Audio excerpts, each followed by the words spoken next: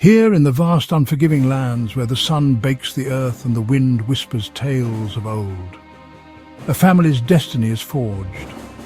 Jacob, a man of struggle and cunning, watches his flocks, 20 years toiling under Laban's watchful, often deceitful eye. Laban watching from a distance. Flocks of sheep and goats with streaks and spots testify to his skill and God's blessing. The faces of Laban's sons turn hard. Jacob sees the shift. His time in Haran is ending. A divine whisper urges him home to his father's land. Jacob calls his wives to the fields. He tells them of their father's changing heart and the command to return.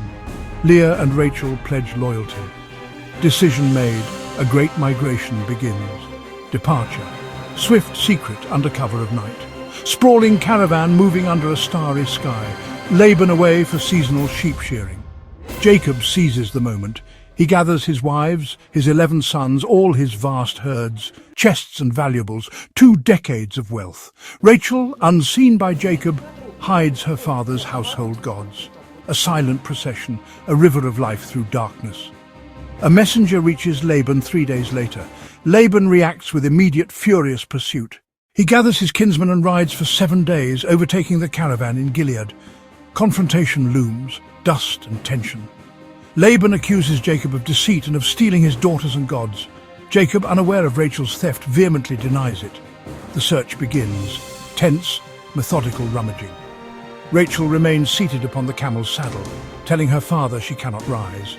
Beneath her, the stolen idols remain hidden. Laban leaves empty-handed, his accusations unproven.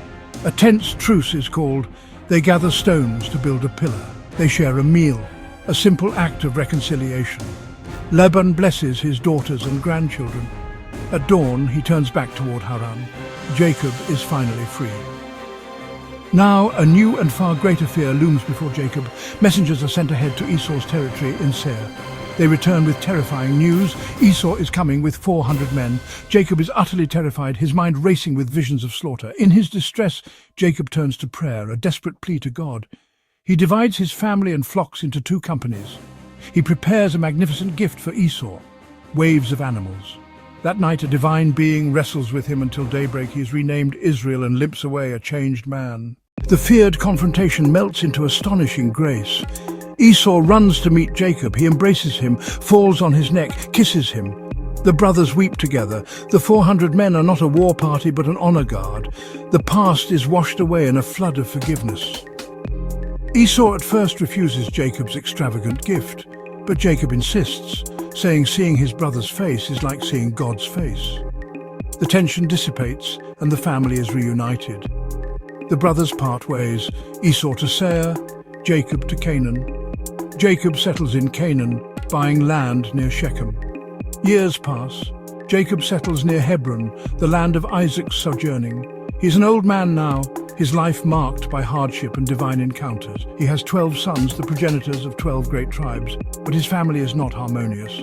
It's a hotbed of rivalries, much stemming from favoritism shown by Jacob himself. After Rachel's death giving birth to Benjamin, his affection pours onto Joseph. Joseph, 17, is bright and dutiful, but set apart by his father's love, a fact not unnoticed by his 10 older brothers. This favoritism gets a visible symbol. Jacob has a special garment made, a magnificent coat of many colors, a mark of status and authority. To the older brothers working in simple tunics under the hot sun. This coat is a constant, infuriating reminder of their father's preference. They can no longer speak a peaceful word to him. Joseph's actions pour oil on the fire.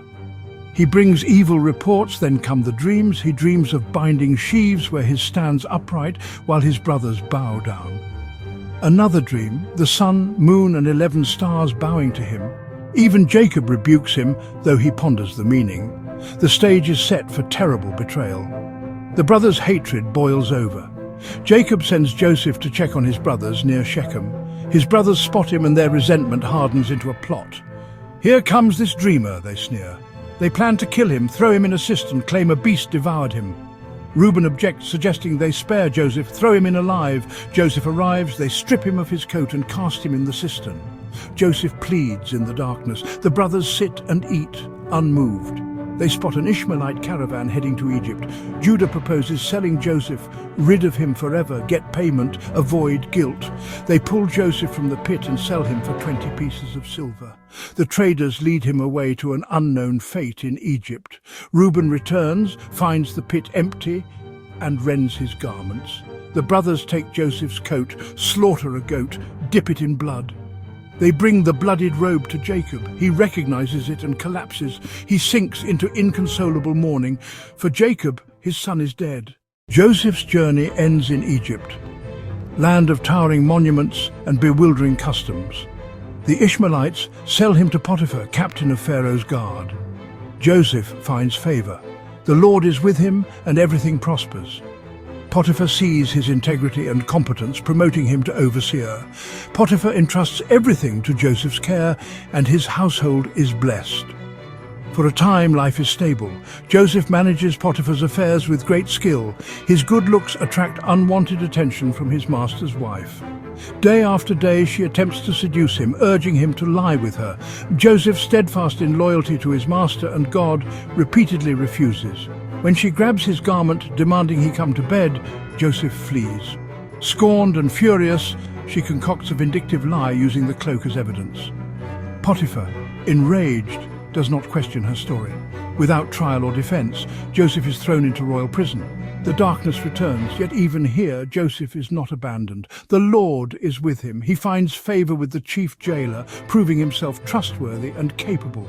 The jailer puts Joseph in charge of all other prisoners. His path crosses with the chief cupbearer and baker who offended their king. Their fates will be decided by dreams, and Joseph's own destiny by dreams. A glimmer of hope endures, even in the darkest of cells.